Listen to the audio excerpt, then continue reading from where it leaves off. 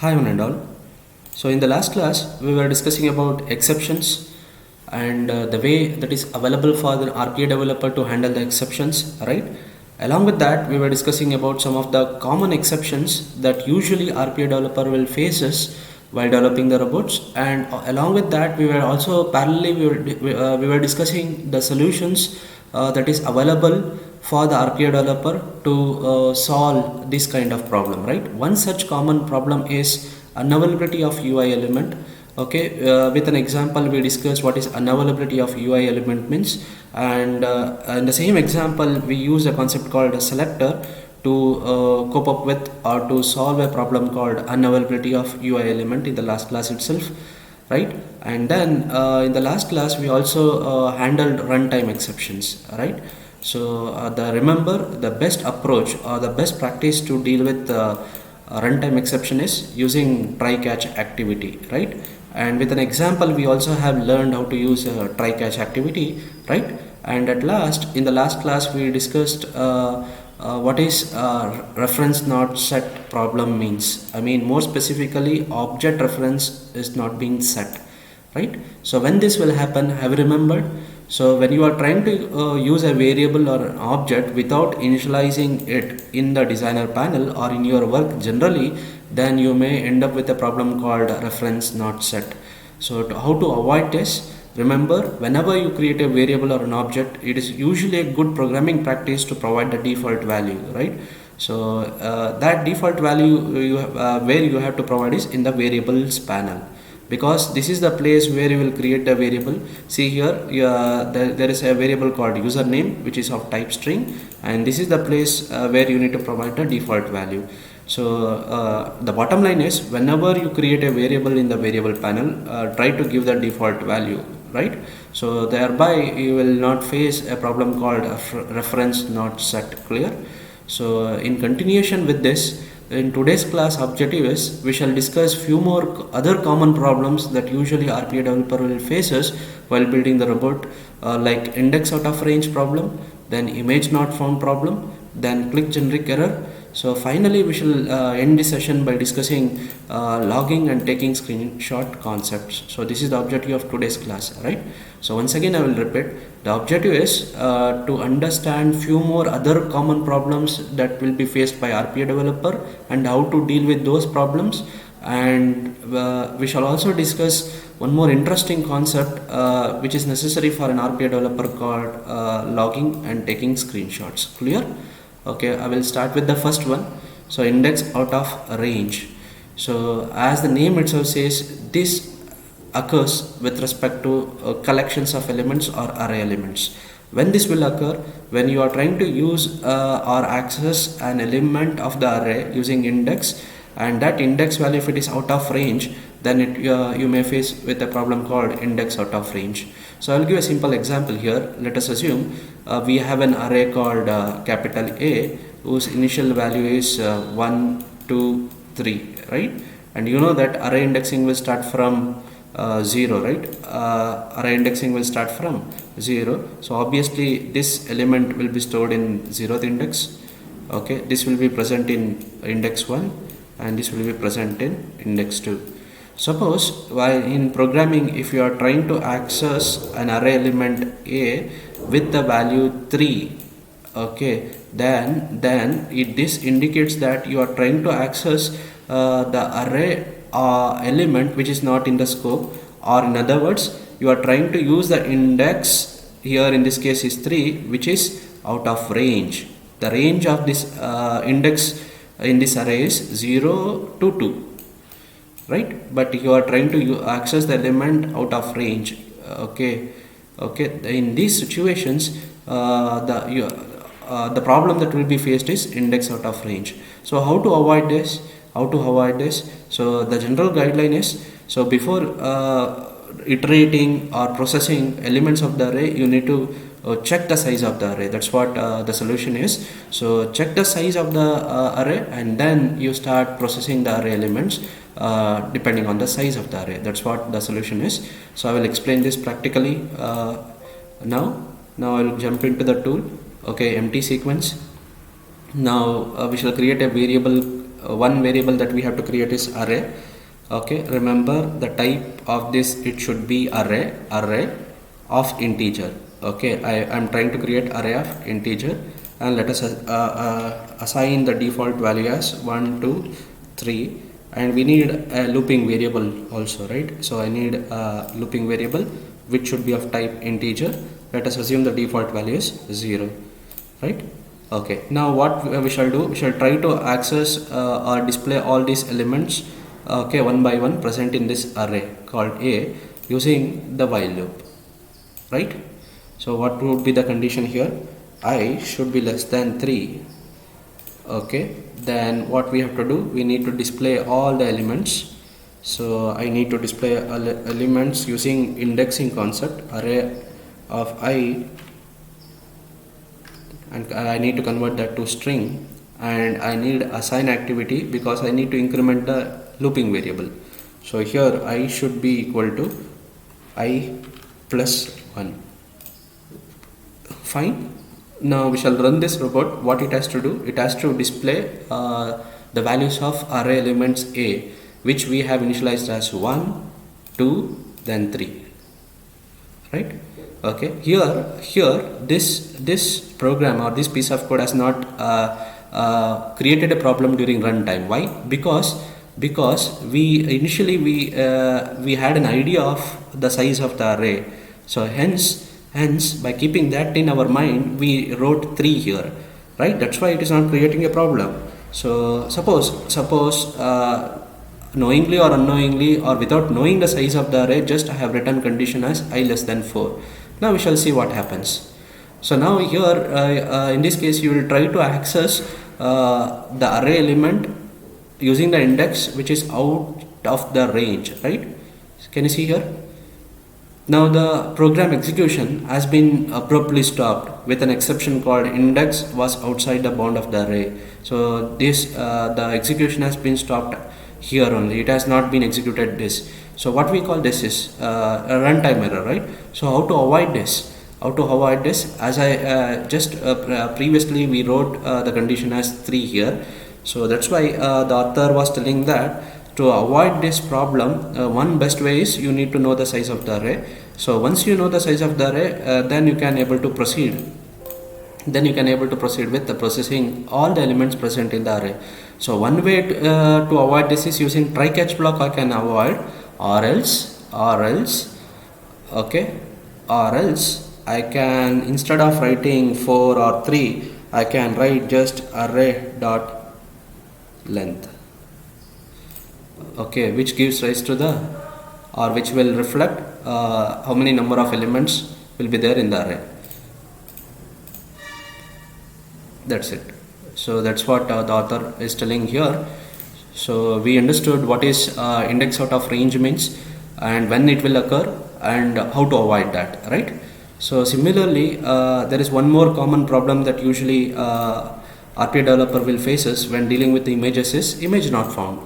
Okay, in the provided timeout. So we already have learned how to set that time using the delay activity, and if you are trying to expect the image within the time, okay, and if that image does not appear within the allotted time, then obviously you will face a problem called image not found. And the solution for this is, see, you can use the same selector concept or you can use the anchor concept. Okay, anchor means reference element, okay, which we already have learned in the previous classes. So either using selector attribute or using the anchor concept, you can handle image not found, okay, problem. Clear? Okay, and this is one more common problem that usually RPA developer will faces when dealing with the click activity. So as the name itself says, click generic error is an error which arises with respect to click activity, and this is a description that you will get or it will be thrown by the tool, something like this: cannot use UI control API on this UI node, please use UI hardware elements, something. Okay, I will give a clue here. Okay, this is the message that it will be thrown here, okay, in the output panel by the tool. Clear? Okay, so you no need to focus on this, just understand there is a common error that usually RPA developer will faces. I will tell you in which situation that it will be faced, called click generic error. So this is the place, or this is the point which will help us in which situation the click generic error will occur. So what is that? So when you are dealing with an environment in which you are trying to use the click activity and that click activity is not working. Okay, click activity is not working. In that situation, it will generate an error called click generic error. Clear? So simple. Let us usually this will happen when you are dealing with the SAP application. So SAP or remote application. Let us assume this is our local machine and this is the remote machine, and there is an application running on this remote machine, and you are trying to access that application, and you want to and let us assume there is a login button here, and you want to click that login button in order to move forward, and assume that you have used click activity here while building the robot. Click activity here to click this particular UI element. Even though you have used click activity to click this button, it is not working. It will not work, especially in the remote machine case. Okay, so in this case you will get an error called click generic error. So once you get this error, you can avoid or solve this problem using either simulate click property or send window message property, it seems. Okay, so I will tell you where it will be present, okay, practically. So just I will delete this for better understanding. Okay, there is a mouse click activity. So just if you click on this, see the property window, simulate click.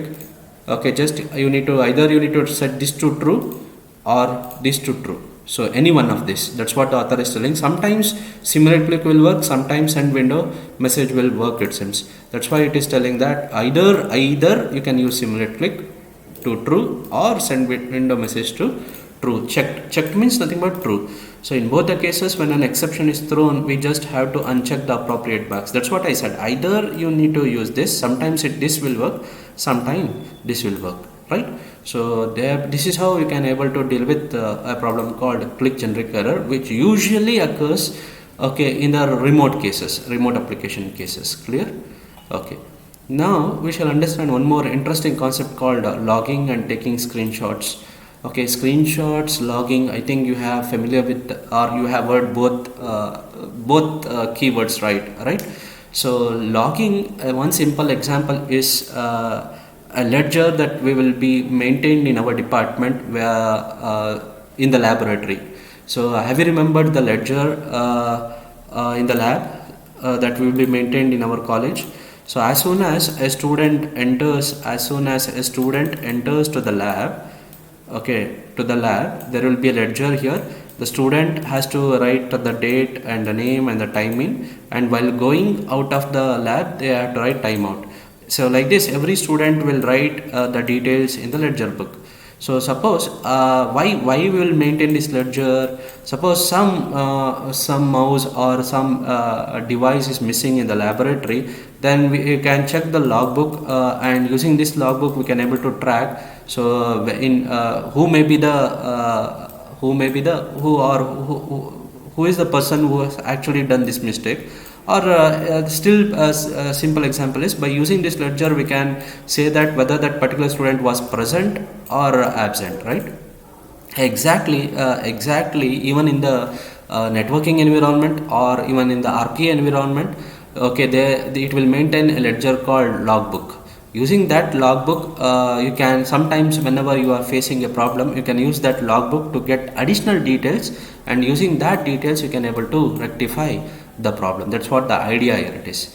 Similarly, taking screenshot means sometimes you can't able to describe the problem in a form of a sentence, so to the other party, so that party has to read every statement that has been written by you, understand it first, and then he or she has to respond back to you. This is a hectic problem. So in this situation you can just take a screenshot and you can just send that image to that party, so that that party can easily understand the problem and he will come with a solution. That is the idea of screenshot. So just first I will give the idea of screenshot, then I will go ahead with the logging. So how to take the screenshot? So you already know that there is a key in the keyboard called print screen. Either you can use that mechanism, or else there is an activity called take screenshot itself. Okay, you can indicate using this whether I want to click on this or this like this, or else if you want to take the complete screenshot of this, don't assign anything. Okay, then here you need a variable called image something, or I will call that as an image, to store the image, which should be of type core image. So by default this will not be here, this will not be available. Okay, as I have already taught you in the last class how to choose that. Go to browse for types and then just type core, then image. Okay, if you don't get this, let's just type image, but make sure that you are trying to access the image which is present in the core package, not this. It is present in A4's imaging, that is different. Okay, you need to choose the core where it is. Okay, I think, yeah, see, I think just now we went where it is.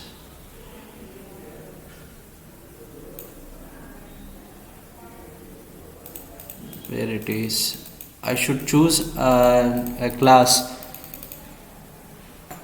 which is present in the core library, or I can try it as an base library. So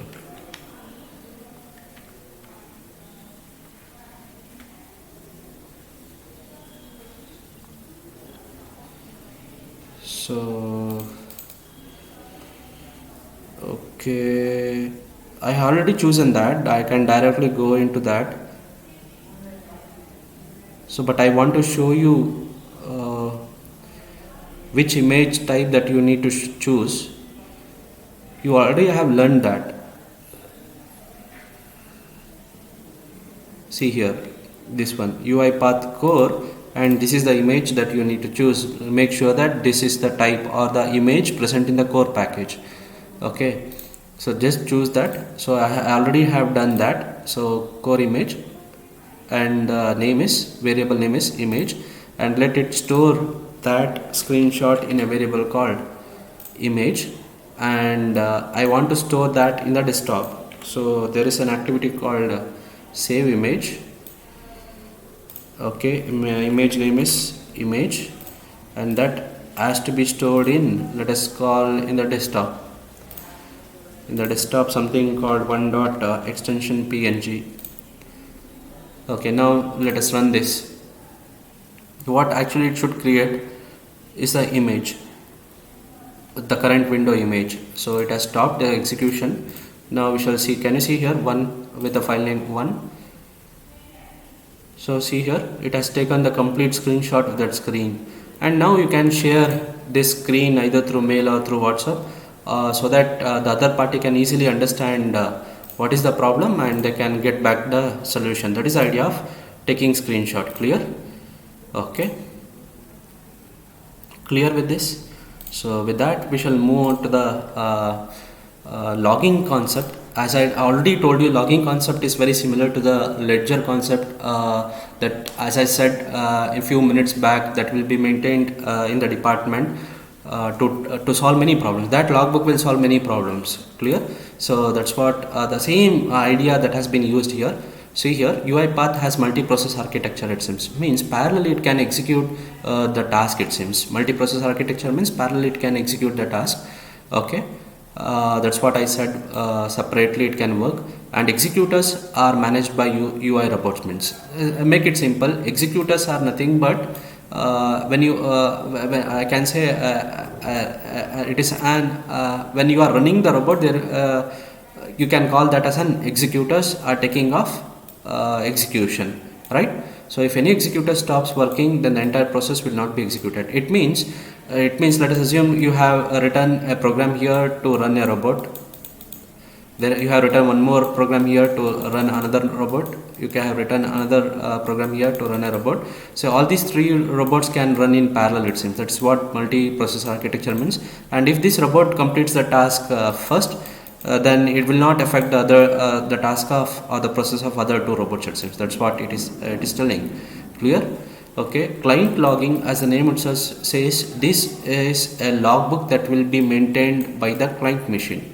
Okay, like this, as I said, it will store can be used by content providers, so it can also be used by other parties, as I said, such as generate billing, to trace media server usage, I mean usage of the machine, or to deliver the quality content depending on the speed. So they can see, that's what I said.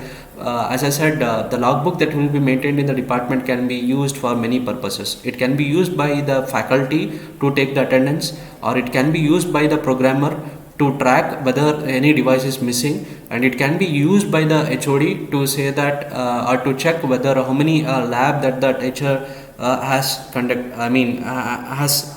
covered. So like this, even this logbook maintained by the client machine can be used by for different purpose.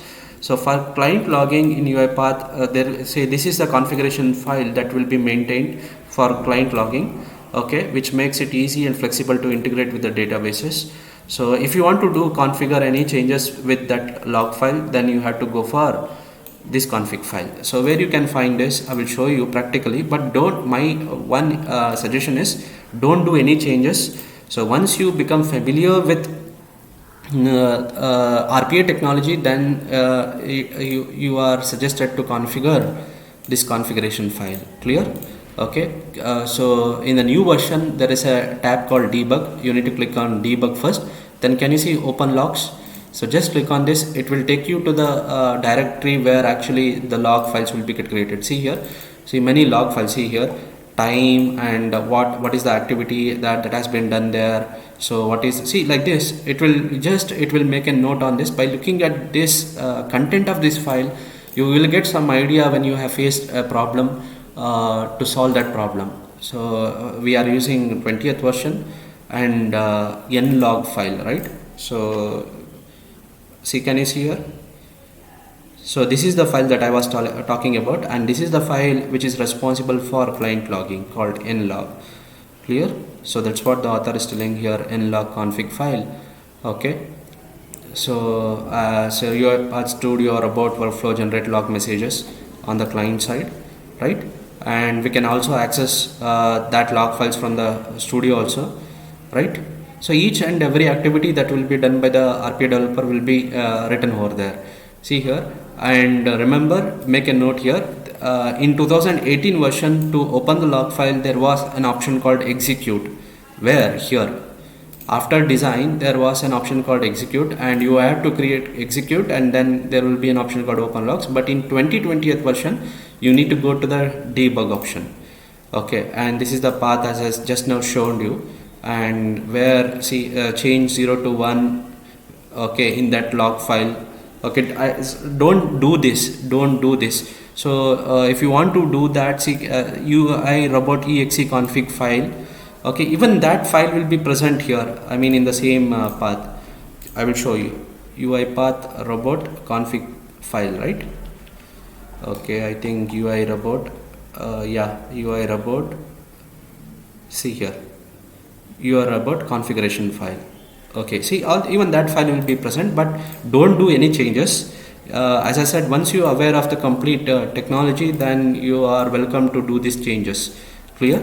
So this is just an idea where I am showing where it will be there and what is the purpose, that's it. So similarly, the server will also store or it will maintain the logbook called server logging. Okay, once again, this can be used for many purposes. And to take the screenshot, as I said, one way I have taught you, by using the activity given by the UiPath Studio, you can take the screenshot, or you can just use control print screen. This is what I was telling, that there is an option called print screen in the keyboard. Just if you click that button, it will take the screenshot of the current window, and then you can send that window to get the solution for the problem. Clear? So now I have concluded what we learned in today's class. Just we covered a few of the other common problems that the RPA developer may face, and the solutions for avoiding those problems we discussed. And then we discussed about taking screenshot and logging mechanism that will be maintained by the UI Path Studio, I can tell. Clear? So in the next class we shall discuss and one more interesting concept called debugging techniques. So with this I will end the session. So if you have any doubt regarding the concepts that we have discussed either in the previous classes or today's class, you can meet me. So thank you one and all.